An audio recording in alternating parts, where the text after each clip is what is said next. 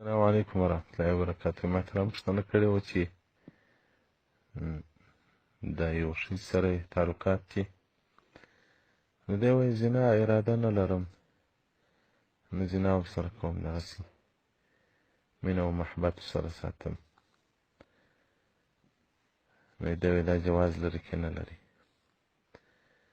محترمه د جابر اتن مبارک څخه روایت چې رسول الله صلی الله علیه وسلم مبارک ویلي دي چې نر و ښځې دي هغه شپه نه سره تېروي، سره کښېني دي نه، الا ان یکون ناکحا او ذا محرمین، ما سوى له قربانو څخه چې په نکاح وي، خاوند و ښځې وي او یا محرم وي، خور وي، ورور وي.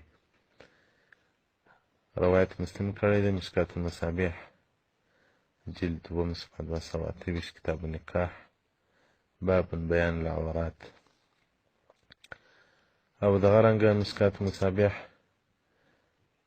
صفحه 219 د کتاب النکاح د عمر اتن مبارک څخه روایت چې رسول الله صلی الله علیه وسلم مبارک خلوت نه کوي رجل بامرأة، خلوت نه کوي یو سړی، یعنې یوازې کېږي نه یو سړی د ښځې سره، الا کان ثالثهما شیطان، درېیم نفر یې هغه شیطان وي.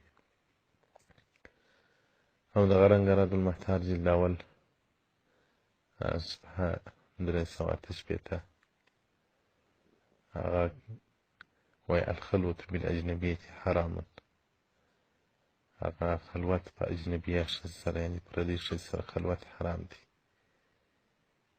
نو محترمه مطلقې خبرې ورسره کول هم حرام دي، ناسته ولاړ ورسره هم حرامه ده. دا چې تاسو محبت و مینه سره کوئ دا هم حرام دي، په دې باندې مغاړې بندېږي. باید ځان وساتي. او دغه رنګه پردیو ښځو ته کتل حرام دي. بهرایق جلد 8 صفحه 350 کتاب الکراهیه دي. او دغه رنګه فتاوی هندیه جلد 5 صفحه 319 کتاب الکراهیه الباب الثامن هغه وایي د پردیو ښځې مخ ته کتلی نه سي، مس کولی نه سي. نو محترمه دا عمل مه کوه، په دې کې غټ عظیم جرم دی. یو خو به دې د الله جل جلاله او د الله جل جلاله د رسول محبت په دغه ناوړه او په بد عمل باندې هغه بدل سي. ځکه شیخ مبارک وایي یو ځوان وفاته کېدی، موږ تلقین د کلمې شریفې ورکاوه، ده به په حالت زکندن د لیلا چغې کولې.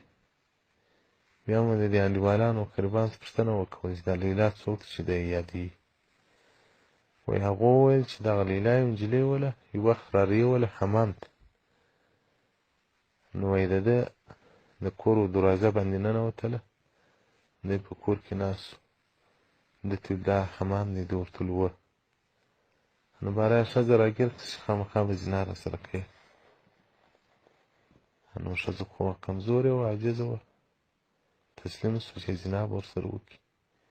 دی ووتی د باندې په یو کار پسې، هغه ښځه ووتله له کوره وتښتېده. نو بل وخت چې ده وایي نجلۍ ولیدله، هغې ورته وویل بېعقله ښکار چې لاس ته راوړې نو دروازه بندوه، یو مرغه چې کور ته راوړې یو قفس دې اچوه، دروازه پسې بندوه، هغې در راولوسي. نو دا یې دا ورته وویل چې بېعقله په هغه ورځ به دې په ما پسې دروازه بندوله نو به دې خپل کار ترسره کړی وای، ته ووتې دروازه دې خلاصه پرېښوه. نو وایي دا ځوان د دې نجلۍ عشق او محبت واخیستی، هغه و چې پر حالت زکندن باندې هم د لیلا چغه وه، د الله اواز یې تر خوله نه راوتی، د الله اواز یې تر خوله نه راوتی.